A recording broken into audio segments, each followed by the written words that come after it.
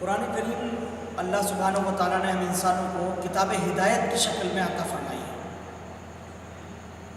قرآن کریم انسان کے لیے ضابطۂ حیات کی حیثیت رکھتا ہے، یعنی اللہ سبحانہ و تعالیٰ نے اس انسان کو قرآن کریم اس طور پر عطا کیا کہ قرآن مجید کے مطابق انسان زندگی گزارے گا تو وہی زندگی وہ زندگی ہے جو اللہ سبحانہ و تعالیٰ کو پسند ہے۔ لہذا قرآن کریم کے انسان سے حقوق وابستہ ہیں، انسان کو چاہیے کہ ان حقوق کو ادا کرے، انسان کو چاہیے کہ وہ اس پہلو پر توجہ دے، اس پہلو پر غور کرے کہ قرآن کریم اس سے مطالبہ کیا کرتا ہے، قرآن کریم اصل ہے کس لیے، اس چیز کو سمجھنے کی ضرورت ہے۔ چنانچہ قرآن کریم کے بہت سارے حقوق ہیں، انہی حقوق میں سے جس پہلو پر توجہ کرنے کی ضرورت ہے وہ یہ ہے کہ قرآن کریم کو سمجھ کر کے پڑھنا اور قرآن کریم ہم سے کیا کہہ رہا ہے اس چیز کو جاننا، یہ بھی ہماری ذمہ داری بنتی ہے کہ کم از کم ہمیں علم تو ہو کہ قرآن کریم ہم سے چاہتا کیا ہے، قرآن کریم ہم سے مطالبہ کیا کرتا ہے۔ اب ہوتا یہ عام طور سے کہ ہم قرآن کریم کی تلاوت کر رہے ہیں، پڑھ رہے ہیں قرآن کریم، لیکن اس کا ہمیں صحیح علم نہیں ہے کہ قرآن کریم میں کیا بات کہی گئی ہے، اس سے ہمیں صحیح واقفیت نہیں ہے۔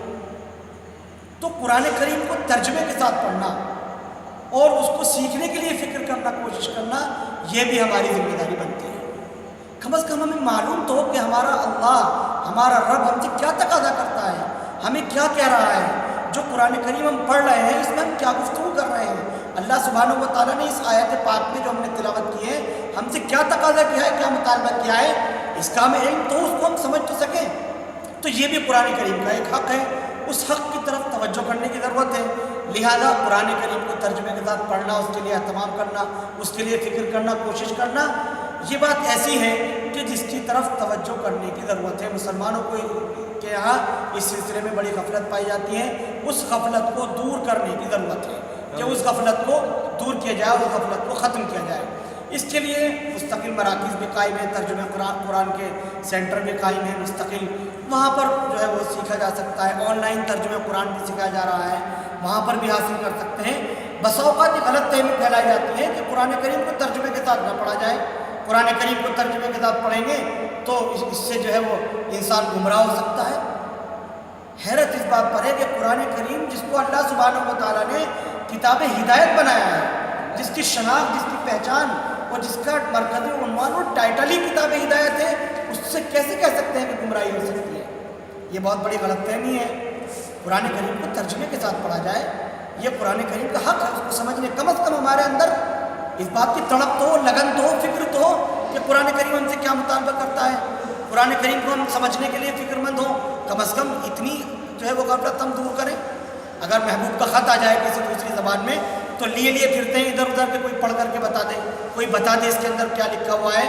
اس لیے کئی لوگوں کے پاس لے کر کے جاتے ہیں کہ کوئی مضمون چھوٹ نہ گیا، کوئی بات رہ نہ گئی ہو، میرے محبوب نے مجھ سے مطالبہ کیا ہے۔ اللہ سبحانہ و تعالیٰ کا کلام، اس کے سلسلے میں یہ غفلت کہ ہمیں یہ پتہ نہیں ہے کیا ہے، اس کو کیسے برداشت کیا سکتا ہے؟ یہ قرآن کریم کا حق ہے، جس سلسلے میں بہت زیادہ غفلت ہے، اس غفلت کو دور کرنے کی ضرورت ہے۔ اسی طرح سے غلط فہمی اور پھیلائی جاتی ہے کہ قرآن کریم کو بغیر ترجمے کے ساتھ نہ پڑھا جائے۔ چنانچہ جو لوگ قرآن کریم کو ترجمے کے ساتھ نہیں پڑھ سکتے یا قرآن کریم کو نہیں سمجھ سکتے، وہ صرف ناظرہ قرآن کریم پڑھ سکتے ہیں، ان کو لوگ روک دیتے ہیں کہ قرآن کریم کی تلاوت نہ کرو، ایسے قرآن پڑھنے سے کیا فائدہ۔ یعنی لوگ افراط و تفریط کا شکار ہیں۔ اس میں اعتدال لانے کی ضرورت ہے، اعتدال لانے کی ضرورت ہے۔ ضرورت اس بات کی ہے کہ قرآن